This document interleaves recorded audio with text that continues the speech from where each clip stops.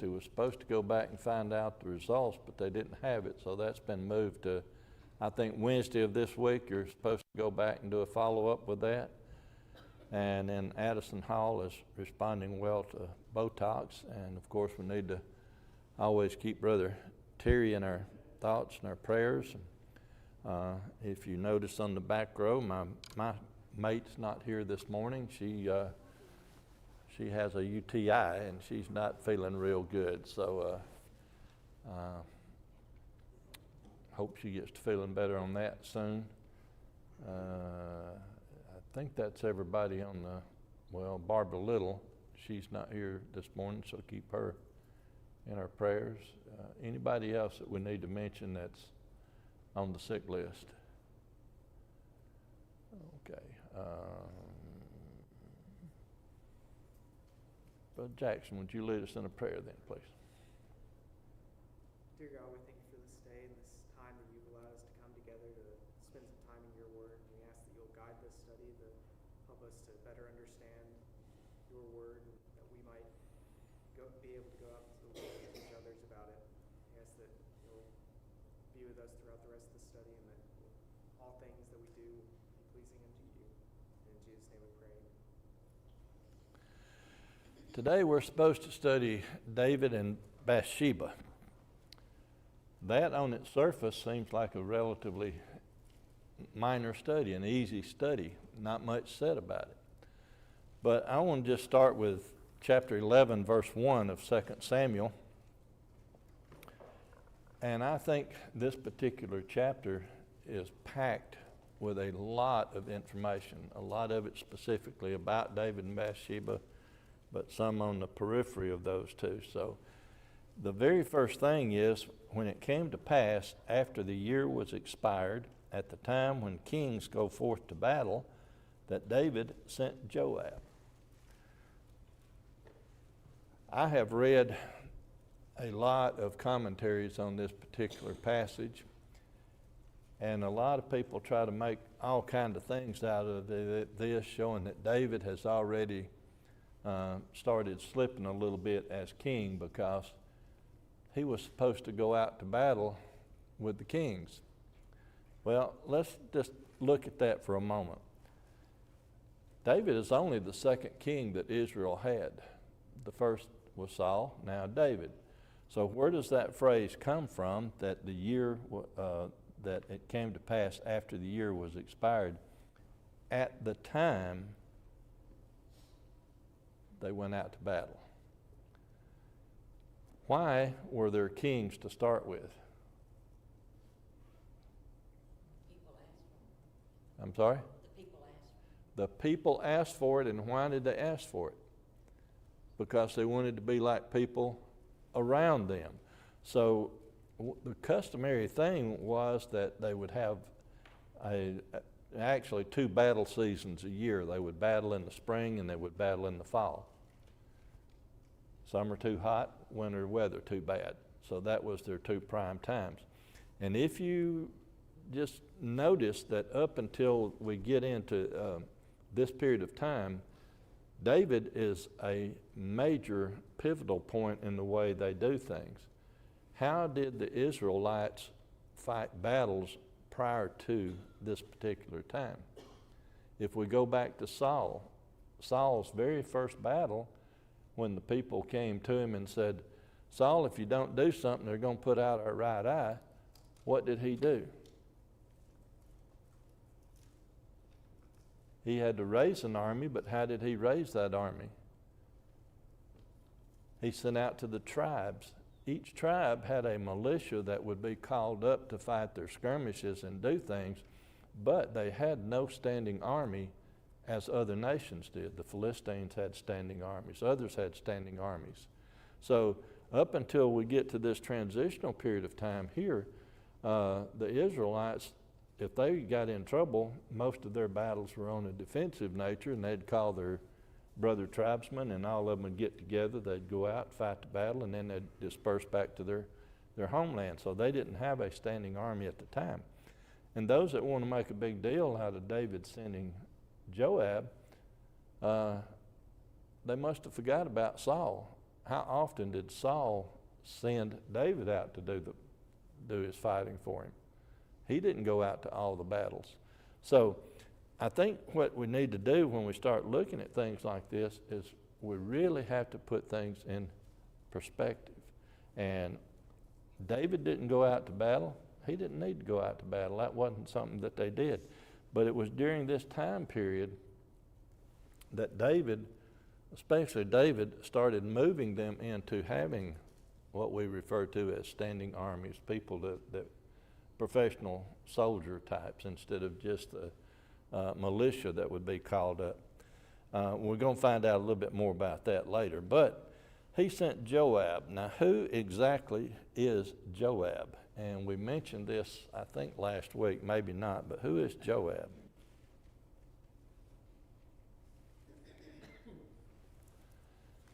If you look at the genealogy list on the top there, and if you'll turn to 1 Corinthians chapter 2, 1 Corinthians chapter 2.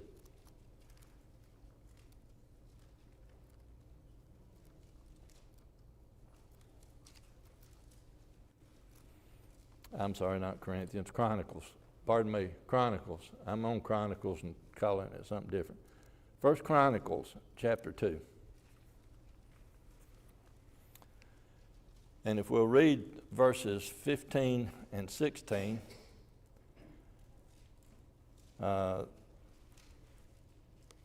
this is getting into the genealogy of David. It says, Ozem the sixth, David the seventh, whose sisters were Zeruiah and Abigail.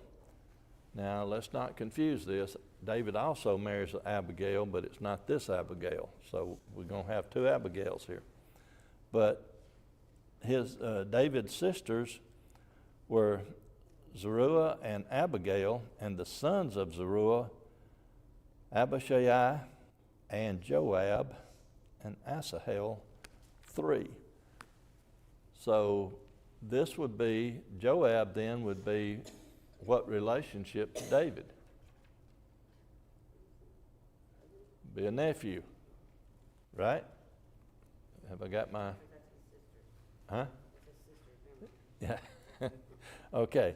So that's, now, how did David and Joab get along? What was their relationship? Were they best of buds, or was there some possible friction among them? Well, let's take a look at a few things. Let's look at 1 Chronicles chapter 11.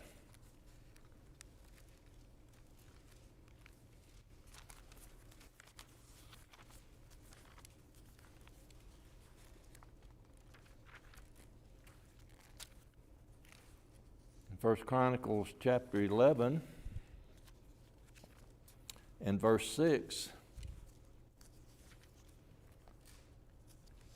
And David said, whoever smiteth the Jebusite first shall be chief and captain. So Joab, the son of Zeruiah, went first and was chief. So he was a very important person in David's army, right? He was the chief. Now let's look at 1 Kings chapter 25.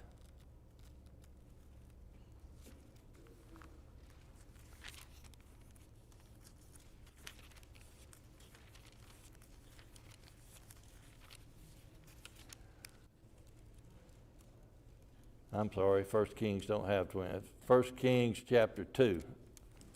Man, I'm having all kind of issues today. 1 Kings chapter 2.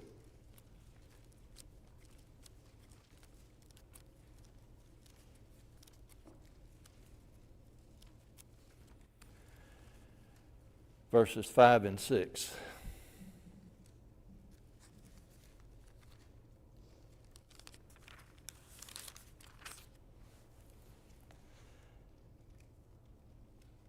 David is talking here to Solomon. Moreover, thou knowest also what Joab, the son of Zeruiah, did to me, and what he did to the two captains of the host of Israel, unto Abner, the son of Ner, and to Amasa, the son of Jether, whom he slew, and shed the blood of war in peace, and put the blood of war upon his girdle, that was about his loins, and any shoes that were on his feet. Before I read the next verse, what does it mean that he shed the blood of war in peace?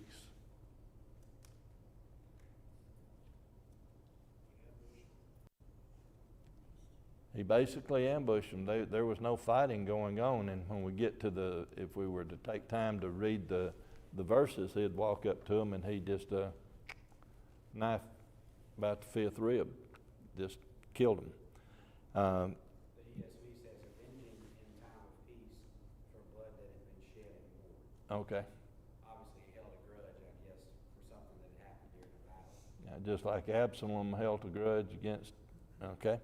So verse 6 then says, do therefore according to thy wisdom, and let not his whorehead go down to the grave in peace. Okay.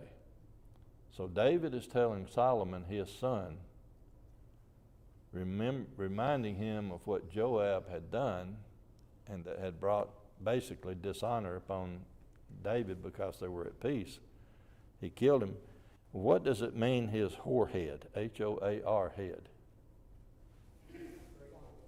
I'm sorry? Gray-headed. Gray-headed. So he was getting to be an old man, but don't let that old man go down to the grave in peace. So apparently, because of things that had transpired, even though Joab was David's captain chief, they didn't have a very good relationship going on there. Wasn't very happy with some of the things he did. Won't take time to read into the rest of that, but questions or comments then up to this point about Joab in the first verse. And then it said, yes. Maybe a bit of the devil's advocate on this. Okay. He said maybe we shouldn't put much stock into the fact that David didn't go to war because of the way that Saul had acted or because of some of the other examples that we see. I think it is fair to say this would be the first recorded time probably that David was not involved in a battle or involved in war in general. We see a lot of instances in the chapters prior to this where he took up the chosen men and went and fought. Even in the previous chapter, he sent Joab toward the Ammonites, I believe it was, and toward Syria. And so we see there Joab doing some of the main fighting. But then later in the chapter, we see that David gathers all Israel together and comes and kind of finishes them off. And so this seems to be the first time that maybe he has stayed home. And the way this verse is written in particular, that it says when it's time for all the kings to go to battle, and then specifically again it says, but David stayed in Jerusalem.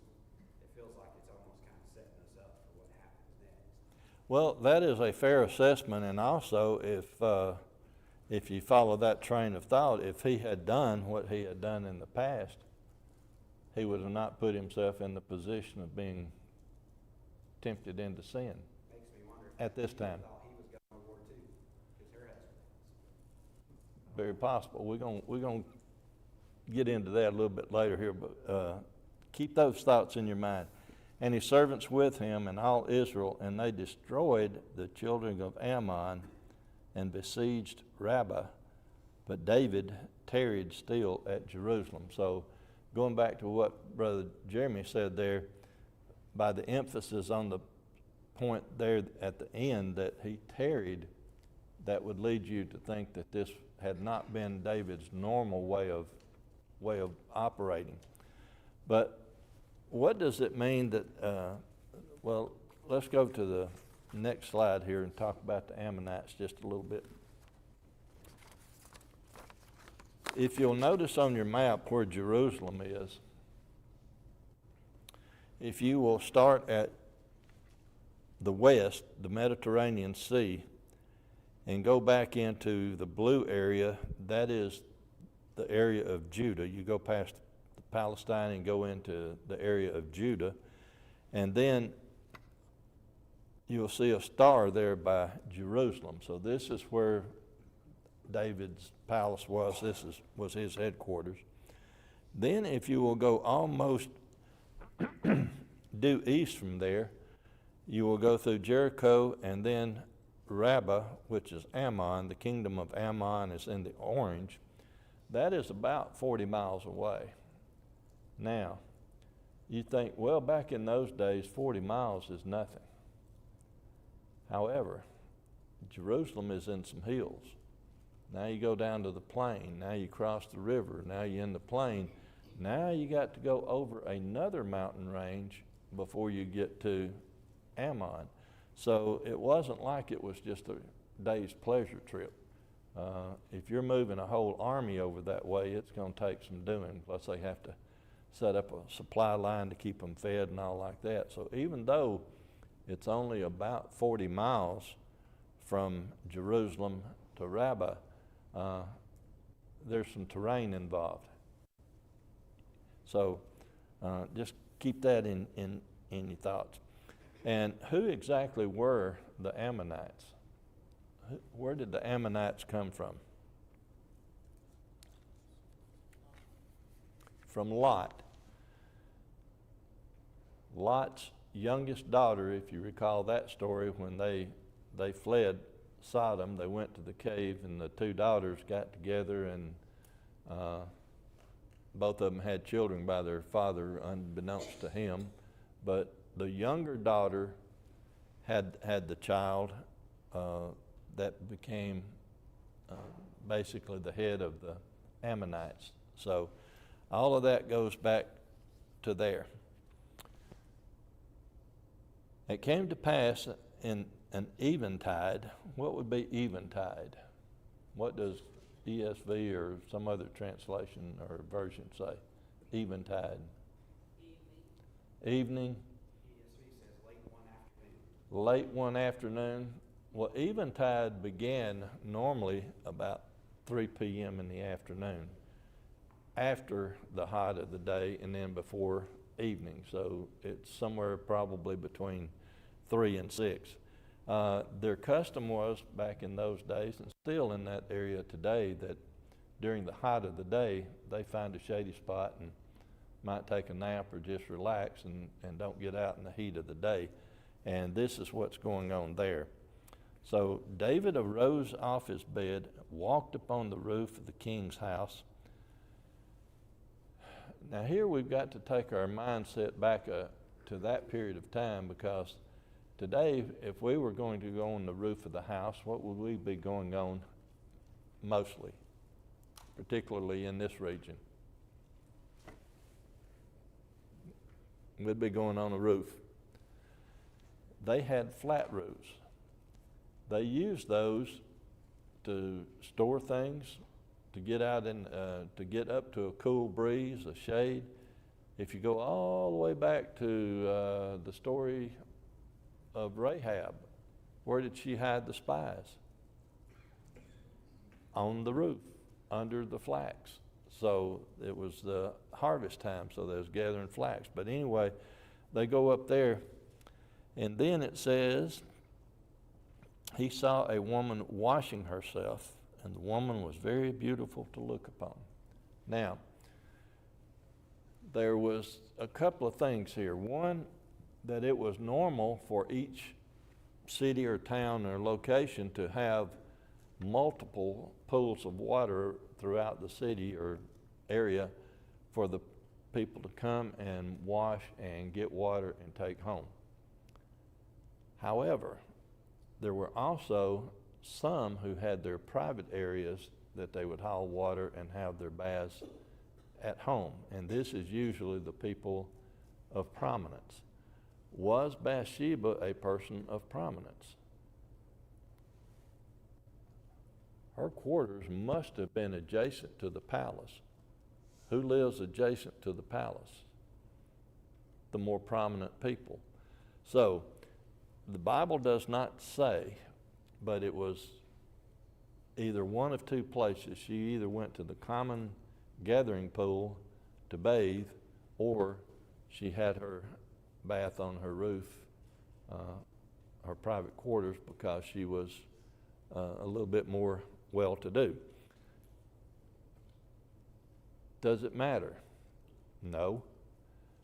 But one of the areas that we think of here also that we need to think about, because verses later tell us about her purification. So was this a bathing for purification, or was this just her afternoon bath? They took baths early and late because of the climate and things like that. And because our minds being what our minds are, what do we think of when we think of somebody bathing? In privacy. We do it in private because we are unclothed. Nowhere does Scripture tell us that she was fully unclothed.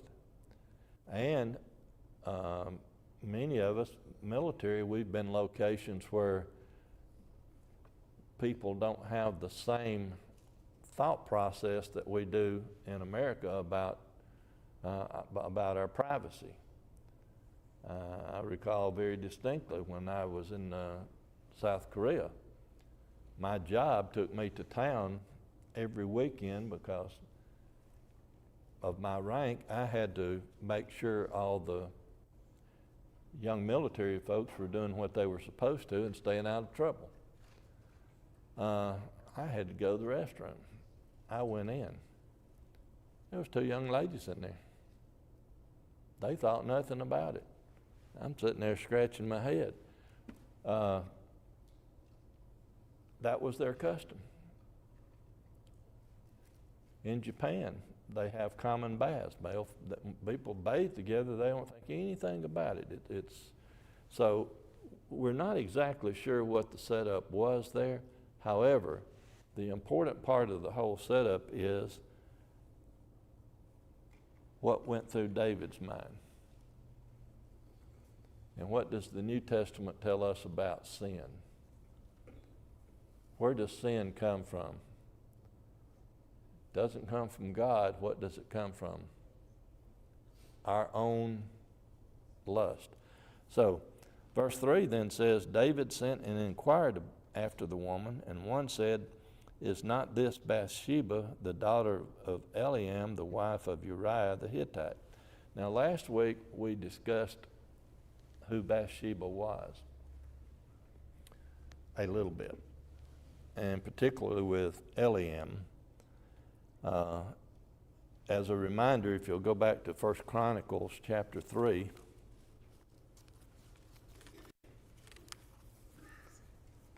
and verse 5, 1 Chronicles 3 and verse 5, these were born unto him in Jerusalem, Shemaiah and Shobab and Nathan and Solomon, 4, of Bathshua, the daughter of Amiel, which is the same as Eliam. They just reversed in Hebrew there, but it's the same person. So, and what's important about that? Eliam, who housed Mephibosheth? Back up to chapter 9.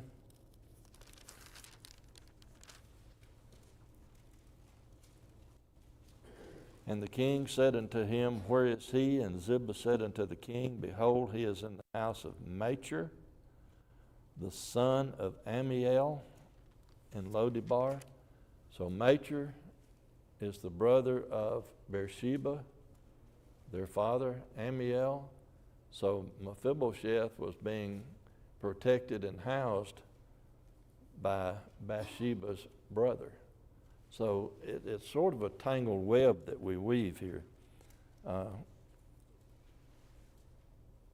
There's also a little more intrigue if we'll go to 2 Samuel, if you'll just go over to chapter 15.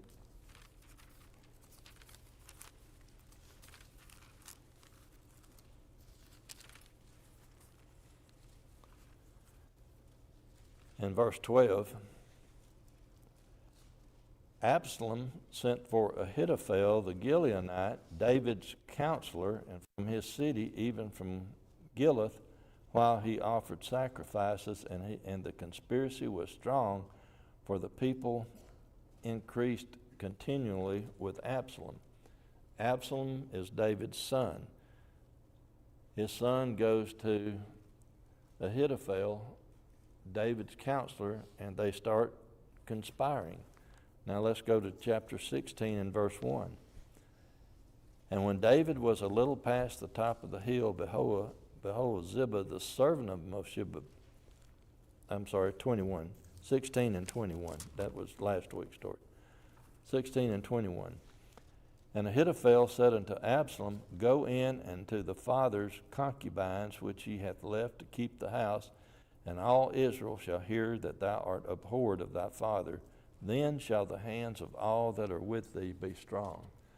So Ahithophel not only conspired with Absalom against David, he's the one that suggested Absalom go into David's concubines. Also, if we'll look at 2 Samuel chapter 23,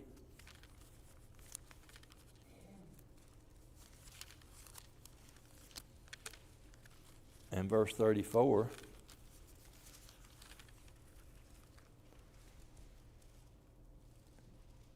Eliphalet, the son of Hasbiah, the son of Maachathite, Eliam, the son of Ahithophel, the Gileonite. So if Amiel is the son of Ahithophel, what relationship is that then to Bathsheba? Grandfather. Bathsheba's grandfather is Ahithophel, the one that is conspiring against David and going with Absalom to set all this up. Questions, comments? Do we have any indication whether he was David's counselor prior to David consorting with Bathsheba? No. Not sure about that. And David sent messengers, took her, came in to her, lay with her, for she was purified from her uncleanness, and she returned unto her house.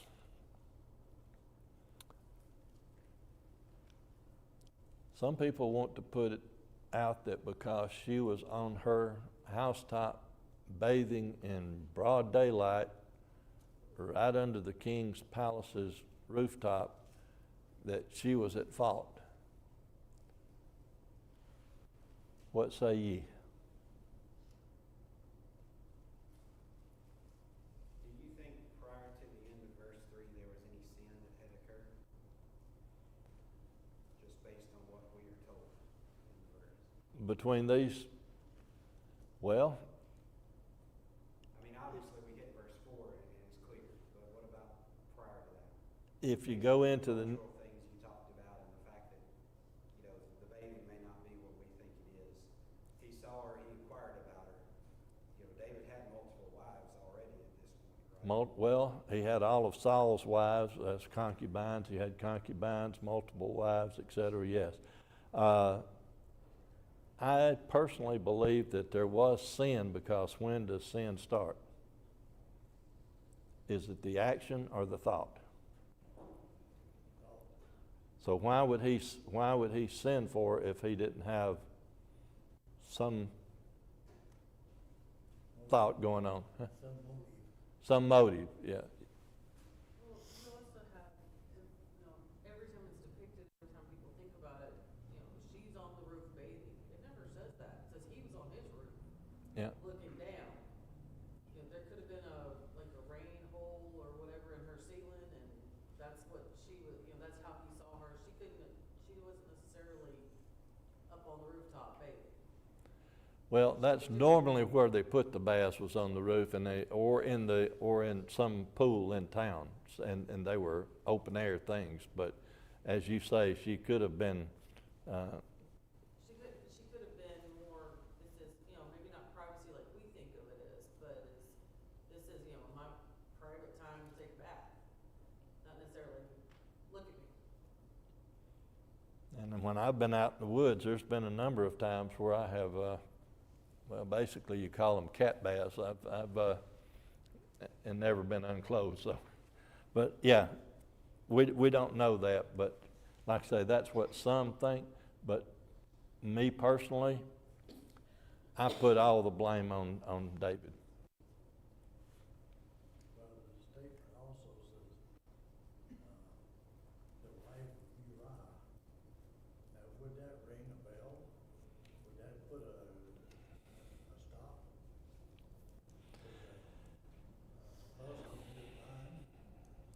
Evidently not, but he should have. It should have, because if you go to some other scripture, isn't Uriah one of his, well, not one of the 30, but one of the 30, it started out as 30, but then 37, I think, is where the number wound up, but before it went into the 80s. But he was one of David's top soldiers.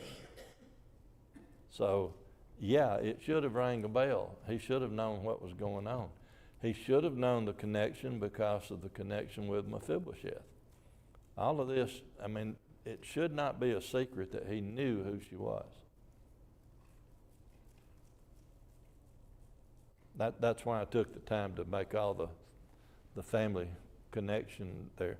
But There's no doubt that she's visible in whatever form or fashion, and, David is able to see her enough that she looks beautiful. yep. Simply deciding that someone's beautiful doesn't say that there's sin involved in that. But it's much like Eve, if you go back, she looked upon the fruit, she saw that it was good to look upon and other things, and then the action took place. So, she's put herself in a situation, so she's at fault to some degree. Okay. I think there's a lot of power dynamic here that we have to consider, though, when it says that he called her, basically had her sent to him and he lay with her. Obviously, there was some complicit nature of that on her behalf, but he was also the king of Israel, so, I don't know what that power dynamic meant as far as her ability to refuse him.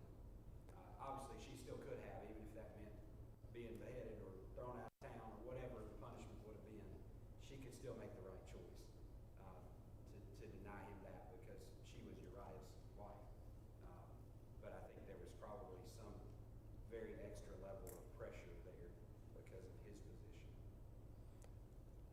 Just how much power or authority did women have in those days? Not a whole bunch. Her military man is 40 miles away. And if you break it down, you can see a lot of that if today there's a lot of cases that go on where particularly rape cases where the women comply because of fear of what? What else might happen? So if a woman finds herself in the position of, in that position, I'm not going to tell them what to do because I don't know what I would do. I think I know what I would do, but until you're put in that position, you don't know. So if there's the threat of something else going on, just what are you going to do? Like I say, I've read multiple stories about women who have been raped and they comply because the fear of something worse happening. It was also assumed that, she stepped out to take this bath, but it was also assumed that all the people had left to go to battle. So she may have thought, okay, there's no men around, so I can take a bath. Very possibly. Nobody in the king's house. So all of those things are just things to think about because adultery was the bad enough, but then what it leads to is even worse. The woman conceived, sent and told David, said, I am with child. And David sent to Joab, saying, send me Uriah the Hittite. And Joab sent Uriah to David. And when Uriah was coming to him, David demanded, that's sort of a strong word, it just should be inquired. David inquired of him how Joab did and how the people did and how the war prospered. There are some people, some commentaries that I have read that says that David was forced into this action because of his position and other things? No. He made a decision, an unwise decision, but he made the decision. Yes, sir. I think we can well look at verse 4, though. David tried to justify this adultery by simply saying she's purified and saying, hey, everything's okay. I won't break that law because she's not purified, but I'll go ahead and commit the other sin regardless. Well, that may have been his thought process, but when was the woman the most fertile? And that was the time frame. So I don't know about that one, Brother Clarence, but it could have been. I always took that, in the ESV is in parentheses, almost as if maybe David didn't know that fact. And it came back to bite him a little bit. Okay, that could be too. She's just out bathing. You don't know why. So, but anyway, Uriah came to him. David inquired of him. So David is trying to be sneaky and not face the facts, and just the rest of the story down through here, he tries to get Joab to go home. Not Joab, but tries to get Uriah to go home to be with his wife so that he can not be caught in this tryst. It doesn't work out because Uriah's character is plainly evident. Uriah is not going to go home and sleep in a nice, comfortable bed while his fellow soldiers are out sleeping in tents. And other things go through here. So he doesn't do that. So then David, instead of facing the facts and admitting what was going on, now he came up with a plot to get rid of Uriah. He's still trying to cover up his sin. He even has the gall to send a letter back to Joab by Uriah that's going to tell Joab to see that Uriah dies. And as we know the story, that all of that takes place. Joab puts him in the worst of the battle. Then they pull back from him, leave him there so that he dies. And then when Joab, yes, sir. Every time it's Uriah, he's the Hittite. Is he a proselyte, or is he just a mercenary, or how does he fit in there? Well, there's been a lot of debate on that one also, and some suggest that he was a proselyte Jew. It always calls him a Hittite. The Hittite would have been his cultural background. And some want to say he was a proselyte because if he wasn't a Jew, or at least in name at this point, he couldn't have married Bathsheba, who was clearly an Israelite. However, we know that during this time period that there was a lot of intermarrying with others outside the Israelite group going on. So the research that I have done on it, I have not found anything to tell me definite one way or the other that he was a proselyte or anything else. Do you have any additional information? Okay. Anyone else? Only thing that I'm thinking of is the proximity of the house that he owns to the palace. Yeah. The closer, the more expensive the house, the more prominent people live closer, right? So Right. he must have had some kind of prominence, or maybe it was because of her lineage. I don't know. Well, her lineage didn't get him to be one of David's top soldiers, so I would take it to be that he was at least qualified to be what we would call an officer today in rank and privilege. So I think there might have been some wealth involved there. Do you think that Uriah apparently never figured out what was going on. and he was an obedient soldier, and he went back, gave Joab the letter that was basically his death warrant.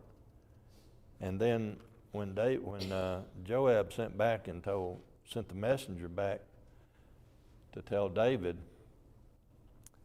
if we'll look at verse 25,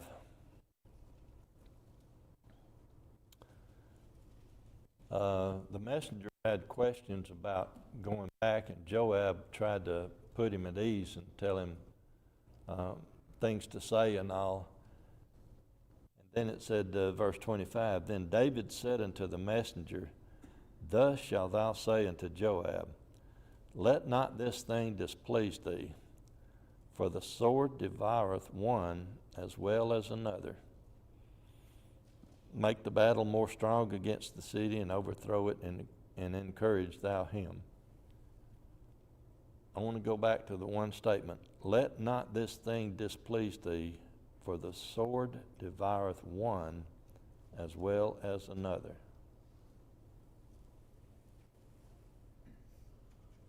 What do you think about that comment?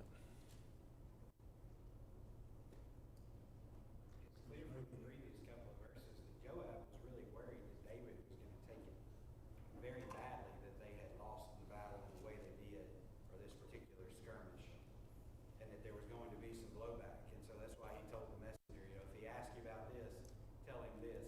If he fusses at you about why we were so close to the wall, remind him, because of getting rid of Uriah. And so I think Joab had the mindset that he was dealing with David prior to this deception, and instead he was dealing with David post this deception. And David's mindset had changed. He was pleased to find out that some of those men had died, because it meant that he had covered this up. He'd gotten away with it. And that never would have been David in the past.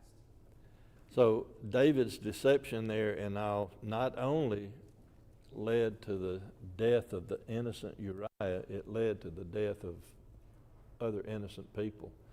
And I think that, I'm sorry? Strategic embarrassment too. I mean, Joab is a smart soldier, and he's not gonna do that normally, and yet here we are doing something that's not tactically wise. Yeah, so it sort of goes back to what Jeremy said is, well, I did it at your request. Now, don't blame me because of the, what do we call it, collateral damage off of this. But I'm back to that comment. Let not this thing displease thee, for the sword devoureth one as another. If you go into a war or a fight, that is an absolute truth, that there's no telling who's going to come out of it. But here, David was telling a bald-faced lie, because what had he purposed in his heart, and what had he done? He had set Uriah up to be killed. So when he said the sword devoureth one as another. Kind of like he's saying, you don't ever know who's going to die in a battle. He Yeah, knew for a fact who was going to die in that battle. exactly. That's the point I was getting to. So then 26, when the wife of Uriah heard that Uriah, her husband, was dead, she mourned for her husband. This is probably the customary 7-day mourning period, because in verse 27 it says, When the mourning was past, David sent and fetched her to his house, and she became his wife and bare him a son. But the thing that David had done displeased the Lord. Now, if you'll notice in verse 27, she became his wife. And then if you'll notice in chapter 12, in verse 24, it says, And David comforted Bathsheba, his wife, and this is after the death of the child that was born of that union. This is the only time where Bathsheba is referred to as David's wife. Every other place in Scripture, she is referred to as the wife of Uriah. Even when you get to Matthew chapter 1 and start going through the genealogies, what does it say? Matthew chapter 1.